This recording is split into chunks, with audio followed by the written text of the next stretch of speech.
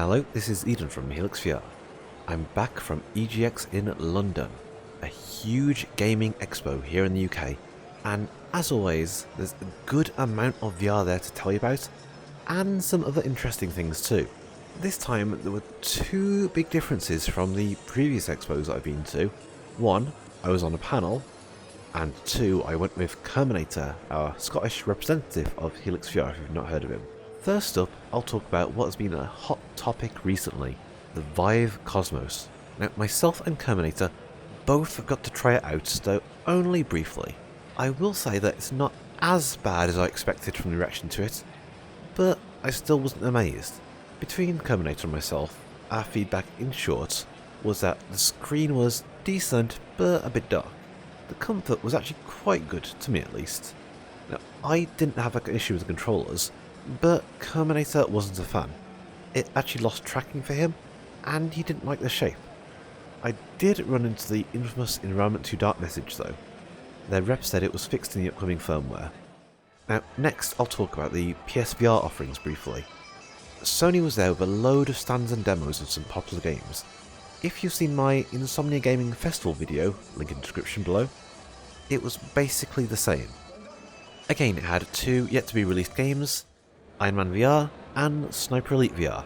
I talked about my experiences with Ironman in the Insomnia video and how impressed I was, that I enjoyed the flying, dodging obstacles and shooting down drones.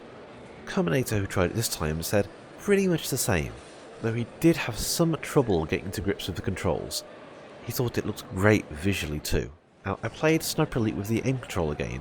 It supports Move controllers too for those who don't have one. At Insomnia it still had a lot of technical issues. At this time, aside from the aim controller being somewhat forward of the real position, it actually worked reasonably well. Now I'm told it's still the same E3 build which I played last time, so it may have been something to do with the environment. That is another one that Kerminator enjoyed playing too, and he loved the aim controller. Outside of the PSVR booth, but still on the PSVR, I got to play Angry Birds 2 and the upcoming musical game Deemo Reborn. Angry Birds 2 was fun, mostly as I was playing with local players on the flat screen and took the chance to basically screw around with them. I was meant to be focusing on reeling in treasure and helping the local players sort it, but that didn't happen so much. Deemo Reborn took a little bit of figuring out with controls, but it actually was a really fun game. We used the move controls to play a piano in time to the music. Hopefully we'll be taking a further look at that when it comes out in November. Now, University of Portsmouth was there too. They had a VArt Boat simulator built by Novatech which could be used to train the Navy. You could sit on a seat and use physical controls of it. It was a student project, and Kerminator, who's a simulator obsessive, fell in love with the thing. As soon as I mentioned using it for Elite Dangerous, he decided to start saving up for one. We actually recorded an interview with one of their representatives, so look for the link in the description below. Speaking of interviews, we came across a prototype VR controller called Etee by a company called TG0. At the moment it only does 3DOF unless you stick a Vive tracker on, but they are looking to change that.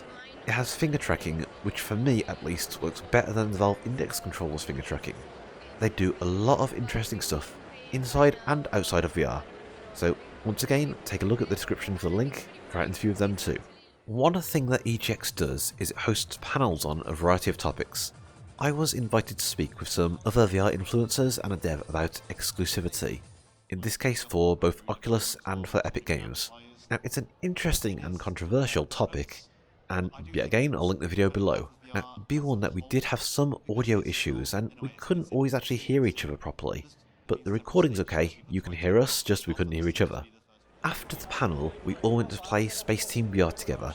They described it as a shouting game because you need to shout the commands at each other. It was really good fun and required a lot of teamwork, as sometimes the commands on your screen were wrong and you had to rely on what your teammates told you to know what was the truth.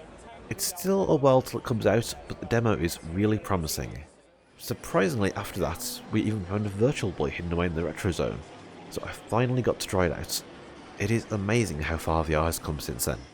And while it's not VR, I did get to try out Nintendo's new Ring controller accessory.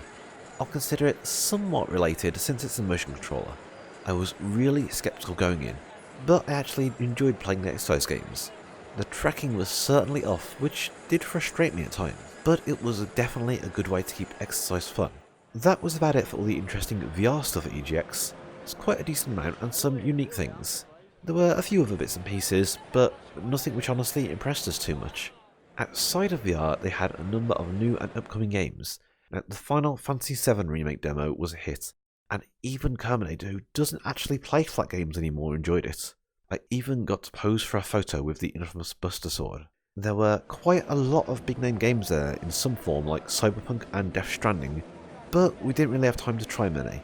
Nintendo and PlayStation had a huge presence as always, but there were a lot of indie stalls too. We only had 2 days, so we couldn't see everything that we wanted to, but despite not having much time, Kerminater did find time to stop off in Ogle the Cosplay Girls. I do have to say there were some amazing costumes, especially from a group dressed as Borderlands characters. But that about wraps up our EGX experience. Thank yous go out to EGX for inviting us, and those who gave some of their valuable time to talk to us over the weekend.